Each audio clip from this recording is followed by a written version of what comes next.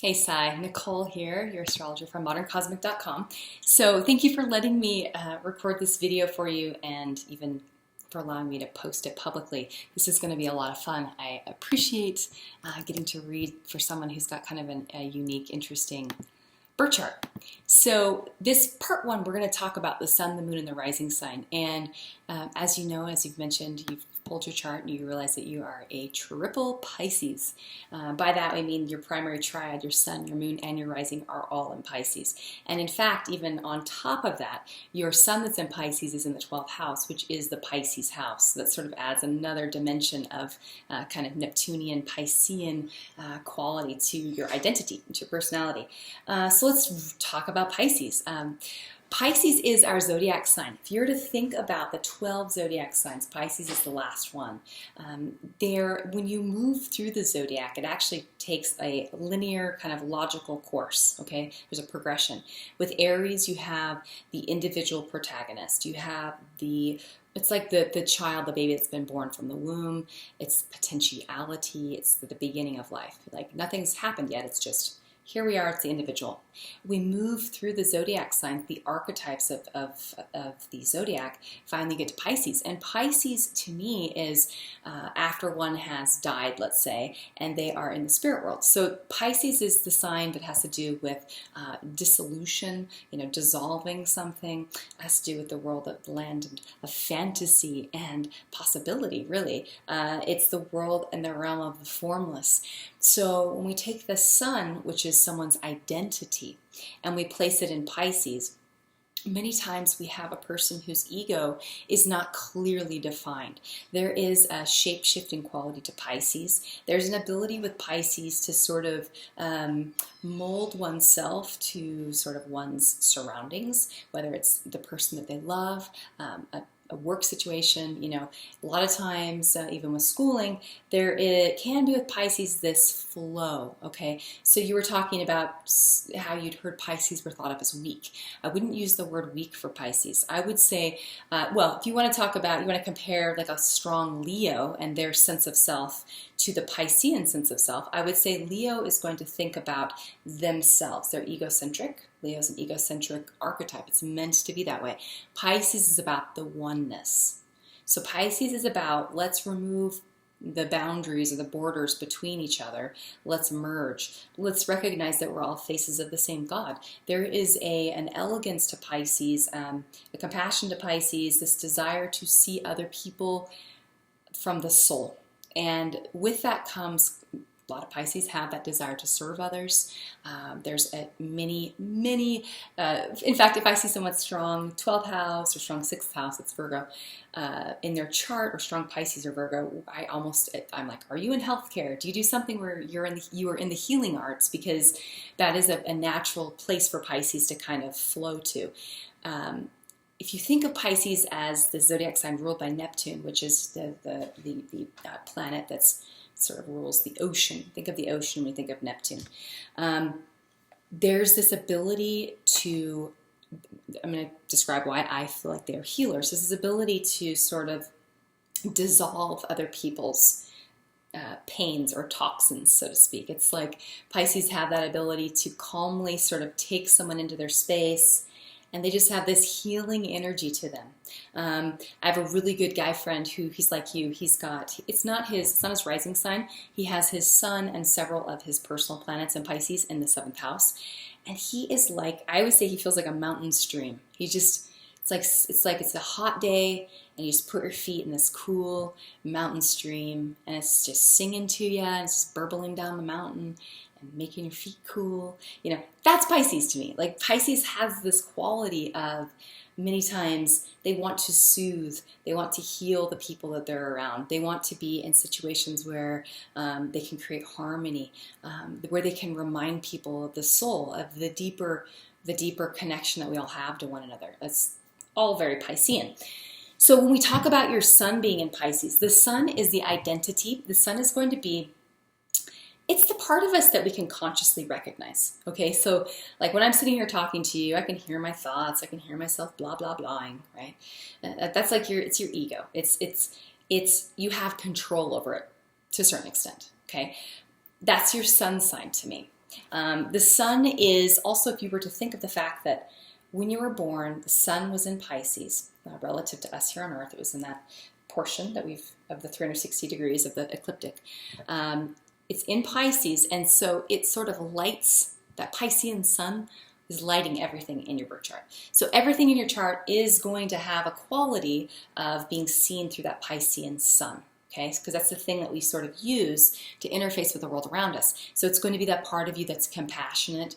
There is a gentleness to Pisces that's different than being weak. Vulnerability and weakness are two separate things. Vulnerability is, I would argue that being vulnerable, being open, being loving and compassionate is one of the most challenging places to stay at, but also because it requires strength, it requires constantly realizing, remembering that no one can harm you, that ultimately you get to choose how you respond to anyone's reactions towards you. So Pisces usually have that as part of their, their life lesson. Now, with the sun being in Pisces, so the identity, the sun says, this is my purpose. This is who I am. This is what I'm going to do with my life. In Pisces, it can flow in many different directions. And a lot of times people with strong Pisces do have a quality and a tendency of kind of going with the flow. Kind of, oh, there's this possibility, and they sort of have to feel their way around until they figure out what feels right for them. Your Pisces planets, you've also got Saturn, though, in Pisces, conjunct your sun. They're ruled by Neptune, which is in Capricorn in the 11th house. Now, Capricorn adds an element, and Saturn as well. This adds an element, a desire for productivity. It's not just floating down the river just to float down the river, but like, okay, maybe I'm going to float down the river, but in about a mile, there's going to be like a dock where I know I can jump off. Like Capricorn requires some sort of grounding in time and space. So it's that desire to have a plan. I'm going to go to college, and then when I'm done, I'm going to have this job, this career I'm going to go to. That's Capricorn. So while you're Pisces and have that compassion and have the lack of ego and that sweetness that comes with Pisces, you're also going to have the element of discipline, the Saturnian element of knowing that life is short. Your days are limited. Your days are numbered. You need to do something with your life that is responsible, productive, let's contribute something to society. So I like the fact that Saturn's kind of sandwiched there between your sun and your moon and with your ascendant and all that. Now with your sun, let's talk a little bit about the aspects. You've got the sun, well, first of all, it's in the 12th house, and it further sort of amplifies. You also have transiting Neptune conjoining with your sun right now, which is great. If ever there was a zodiac sign that held space as the healing, selfless, on the shadow side, the martyr, right? But selfless, redeeming personality type, that would be a sun in Pisces in the 12th house. So this desire to redeem other people through self-sacrifice might be a theme that you see throughout your life. Be very careful with that, of course, because there are some people who are worthy of that type of sacrifice, who really need the help, and there are other people who would take advantage of it. And I'm sure that's something you probably already know and probably recognize. Your sun is square Jupiter. You've got Jupiter in the 9th house. Jupiter is the teacher, the guru, the guide. It's quite a spiritual planet, actually. In the 9th house, it amplifies that desire to seek, to understand, or to seek for meaning. Why are we here? What is existence all about? This desire to understand history and philosophy is probably pretty strong with you. Spirituality, anything that has to do with describing, explaining the world around us, that's all Jupiter in the 9th house, okay? Jupiter rules the 9th house naturally, so it really likes being there, and you also have Sagittarius in the 9th house, so you're definitely somebody who would be optimistic, forward-thinking, happy-go-lucky. That's Jupiter square the sun. I have this too. And it's one that does tend to make us just, even if we get knocked down, even if we're having a bad day, having a tough time, tough go, we tend to put on a happy face. We would rather improve the positive sort of vibes in the world around us rather than accentuate the negative ones, that's a Jupiter to the sun, right? You also have Jupiter exactly squaring Saturn, and Jupiter is expansive, Saturn is restrictive. So this to me, with Saturn in your first house, that's the self, that's you responsibly being called to do something with your life that is, as I said earlier, constructive, productive, squared to Jupiter, something perhaps that is in the realm of teaching other people, guiding, counseling other people, or lifting and supporting other people, making the world around you a better place in general. That would be what I would assume is going to go down with this Jupiter square Saturn. Now, if we move on to let's move on to your moon. So your moon is also in Pisces at 25 degrees. It's in the first house. So this is a little different than the 12th house. It's actually quite a lot different. First house is the house that naturally, it's the house of Aries, which is the individual. So this house has to do with circumstances in our life that directly relate to you as a person, okay? We put planets in the first house. These are going to be planets that you will identify with. There's a part of your, we all have like our self-image, how we see ourselves. So with these two planets here, this is why you don't see yourself as a weak Pisces. You got Saturn in the first house. Saturn is like steel. Saturn is the earthiest, densest. If you were to compare the planets to sort of a vibration, okay? If we were to talk about this as metaphor, I would think of Saturn as the most rigid, okay? It's solid, it's not weak, it's the opposite. It's about, it's the father as well, the father figure in us, the adult, the responsible part of us. It's the weight, the burden, the area we are willing to work and apply ourselves. It's also the area where we feel a duty. So in Pisces, there's going to be a natural call, so to speak, or a duty that you may feel towards the healing arts, towards caring for other people, towards putting aside your own desires. If you're having a selfish moment, putting that aside and taking care of something else for someone else. That's going to be a more comfortable space for you to be in than the one where you are just being selfish. I mean, I'm sorry, but this is probably one of the least selfish charts I've ever seen. You do have a Mars and Leo, which is good. That's helpful. And you have a Venus in Capricorn 11th house, which is helpful too. So it's not like it's like you're selfless, but it has to be used for a purpose. And this chart understands that. So someone who is weak would be someone who, well, I'm not going to I have some opinions about what that chart kind of looks like because I read for people like this all the time that have sort of that need for the external locus of control, someone else sort of validating them and telling them how to live their life. You may experience that to a certain extent when it comes to your personal identity. But what you do with your life for career will more than likely have to do with healing other people, serving other people, being in a role where it's not about you, it's about someone else. And you're in this role of making another person's life more whole, okay? Now, moon in the first house. So back to the Saturn there, that means you're going to identify with the discipline of Saturn and that the focus of Saturn, the desire to create something with your life that is practical, that is responsible, that is the right thing, that's respectable, to be that kind of a person. Moon there, though, the moon is the part of the chart that is it's who you are instinctively. You can't change your moon. I mean, it's an unconscious planet. So the use of the moon comes out through our emotional reactions to situations. And with a moon in Pisces, it's simply supporting your sun, your ascendant, which we'll talk about in a moment. They're all Pisces.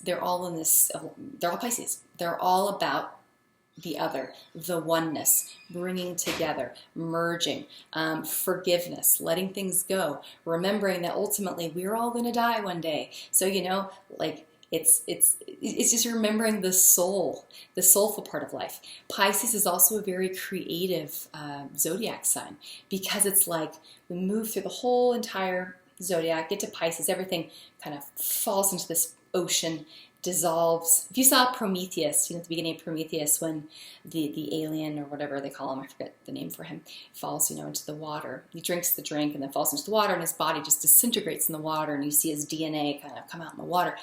That's very Piscean. That's very Neptunian. It's this that's why we say when the sun's in Pisces, someone doesn't have a strong ego. It's dissolved. The ego's dissolved. So with the moon in Pisces, there's this same desire to find closeness, to merge, to have the your water and someone else's water poured into a glass. So it's like, it's like making a fun Kool-Aid drink. You have a blue drink and a red drink, and you make a purple drink. Like, let's blend it and make our little special thing. So Pisces is fed by, and many times will take cues from other people. They'll pull into their space strong partners, because that partner, it will give them some form to sort of shape themselves around, because a lot of times they will adjust who they are to, as I said, to their partner or to their surroundings. With the moon in the first house, wherever the moon falls, we will see a high degree of kind of flux. And the first house is the self. So being someone who is a feeler rather than a thinker is probably the case for you. Identifying with your feelings about a situation, feeling touched by and feeling compassionate for other people, feeling touched by someone who needs help. Again, people with strong Pisces a lot of times do get taken advantage of. In particular, I see this with men, Piscean men, in their relationships. They'll be attracted to women who have, especially both your sexual planets are in strong zodiac signs. So you're going to be attracted to females who have strength to them, who are confident, who are fiery even maybe with a Mars in Leo, maybe even attracted to females who are a little bit selfish, a little bit of the diva thing happening. Not to say that that you would only be dating someone like that, but there's a propensity with these particular planetary placements with your Venus and your Mars, and with all this Pisces, to pull into your space females who are mirroring this part of you it's in you. You have this part inside of you. You have the Mars in Leo. You have the Venus in Capricorn. These two placements that are really strong. The attraction towards those people who are driven, ambitious, know what they want to do with their life, and then also a sense of, with a Mars and Leo, there's a desire many times to create, to be creative, to do something that's unique and special.